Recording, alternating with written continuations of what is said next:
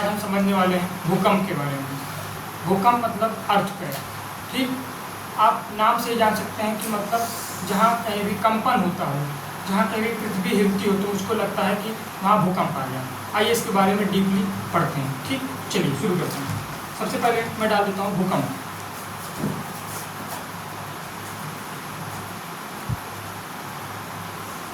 भूकंप को हम लोग इंग्लिश में अर्थक्वेक भी कहते हैं। चलिए, अब ये होता क्या है, मतलब जैसे कि पृथ्वी या फिर धरातल पर आने वाले कंपन को ही भूकंप कहते हैं। अब इसको आप ऐसे कह सकते हैं कि पृथ्वी के क्रस्ट पर महसूस होने वाले कंपन को भी भूकंप कहते हैं। ये हमारी जो पृथ्वी है, जो धरातल है, इस पर जब कोई कंपन होता है, तो जब कोई सेंसेशन होता है तो उसी को हम क्या कहते हैं, भूकंप कहते हैं। ठीक, हम लोग जिस पे रहते हैं उसको क्रस्ट कहते हैं। क्रस्ट मेंटल कोर ये होता है, अभी हम आगे बताएंगे आपको। ठीक, अभी इतना जानते हैं कि धरातल पर आने वाले कंपन को ही भूकंप कहते हैं। ठीक है, अब आगे बढ़ते हैं। अब ये देखिए, आप सबसे पहले ये देखिए, ये होता है लेयर होती है, ये जो हम जहाँ पर हमारी पृथ्वी है इसको क्रस्ट बोलते हैं। उसके बाद ये बीच वाले लेयर को मेंटल बोलते हैं, तो सबसे लास्ट वाले लेयर को कोर बोलते हैं। तो क्रस्ट पर आने वाले कंपन को ही भूकंप कहते हैं। इतना जानकारी ले ली। ठीक, आइए आगे बढ़ते हैं। अब ये देखिए, ये जो भूकंप होता है इसके बारे में अगर हम अध्ययन करते हैं, पढ़ते हैं, इसके बारे में जानकारी इकट्ठा करते हैं, तो इसके वैज्ञानिक अध्ययन को सिस्मोलॉजी कहते हैं। क्या कहते हैं? सिस्मोलॉजी। मतलब भूकंप के वैज्ञानिक अध्ययन को, इसके बारे में अगर इस क्षेत्र में किसी को भी आगे जाना हो तो इसी को हम सिस्मोलॉजी कहते हैं। ठीक है। और एक जैसे कि क्या कहते हैं, हवा को नापने का एक यंत्र होता है, बैरोमीटर उसको कहते हैं। उसी प्रकार से भूकंप के मापने को यंत्र को हम लोग सिस्मोग्राफ कहते हैं। सिस्मोग्राफ।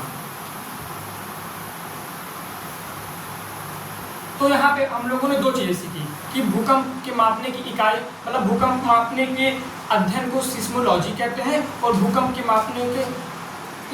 मापने के यंत्र को सिस्मोग्राफ कहते हैं। ठीक। अब एक चीज और होता है, भूकंप नापने की इकाई, उसको हम लोग दो तरीके से नापते हैं। एक होता है रिएक्टर स्केल, एक होता है मार्केली स्केल। ठीक, तो जो इकाई होती है हमारी भूकंप के मापने को, वो दो होती है। एक होता है रिएक्टर स्केल, एक होता है मार्केली स्केल।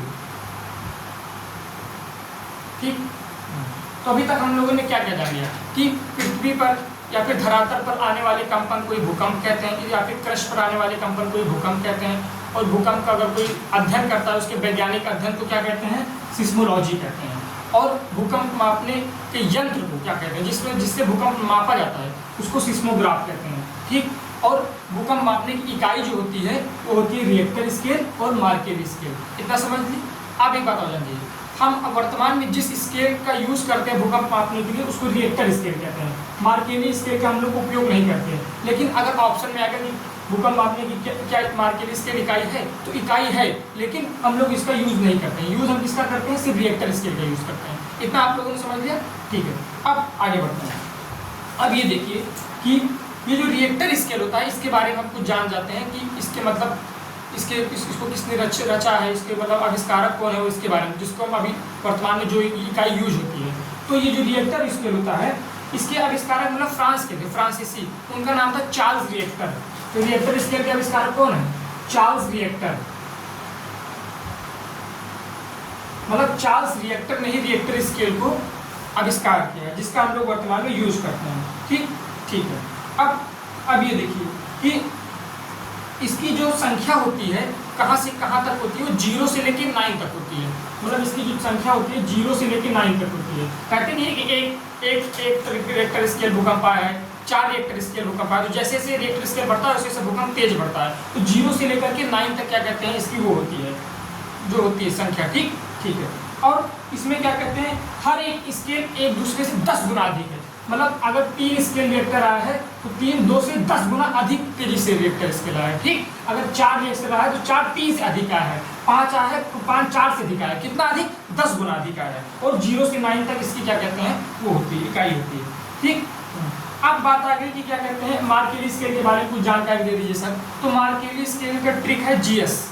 ठीक, जीएस इसके आविष्कारक का ट्रिक है, जीएस। जीएस मतलब होता है कि क्या कहते हैं, इसको कहते हैं इसको कहते हैं सीपी, SCP, मतलब जी से गियो, S से CP, मतलब इसके आविष्कारक किसने, आविष्कारक कौन है, GS, मतलब गियो CP ने इसका आविष्कार किया है, इसका मार्केली स्केल का, और इसकी संख्या होती है 1 से लेकर के 12 तक। ठीक है।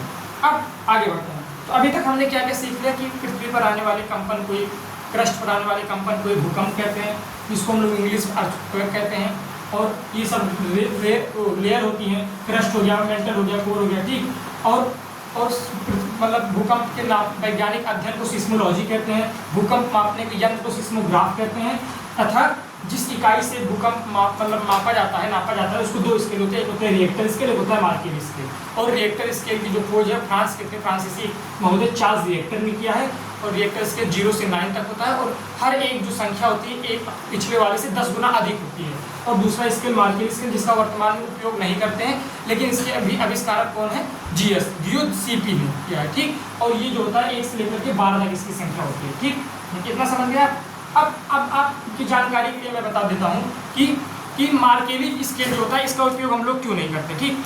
अब देखिए, जो मार्केली स्केल होता है, ऐसे ये कहता है कि अगर भूकंप बहुत ज़्यादा आया है, ज़्यादा मात्रा में आया है तो नुकसान ज़्यादा होगा, और अगर भूकंप कम स्केल में आया है तो नुकसान कम होगा। लेकिन ऐसा नहीं है, कई जगह ऐसा होता है कि भूकंप बहुत ज़्यादा मात्रा में आता है, ठीक, बहुत हाई स्केल आता है, लेकिन नुकसान बहुत कम होता है। क्यों? क्योंकि वो भूकंप नापी क्षेत्र, जो घर मशीन या फिर जो भी एरिया होता है वो होता है, मतलब भूकंप को एक प्रकार से सह सकता है वो।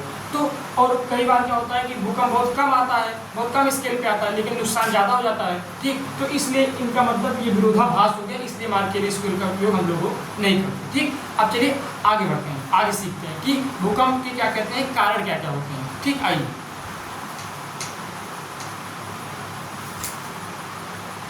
बेसिकली भूकंप के 2 कारण होते हैं। पहला कारण होता है प्राकृतिक कारण, और दूसरा कारण होता है मानवीय कारण, ठीक। भूकंप में कितने कारण होते हैं? 2 कारण होते हैं। अर्थक्वेक, एक मिनट इससे लिख देते हैं,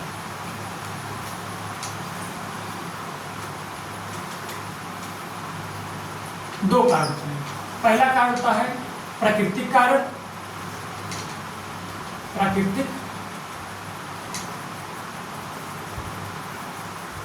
और दूसरा होता है मानवीय कारण।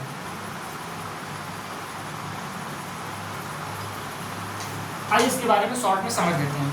अब ये जो प्राकृतिक कारण होता है, ये होता है प्लेटों का संचलन जब होता है। हमारी पृथ्वी के नीचे कई सारे प्लेटें हैं, जब उसमें संचलन होता है, जब उसमें मूवमेंट होती है, तब भूकंप आता है।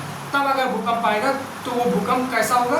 वो भूकंप होगा हमारा प्राकृतिक कारण हो जाए, ठीक। तो पहला कारण प्राकृतिक में मैं क्या लिख सकता हूँ?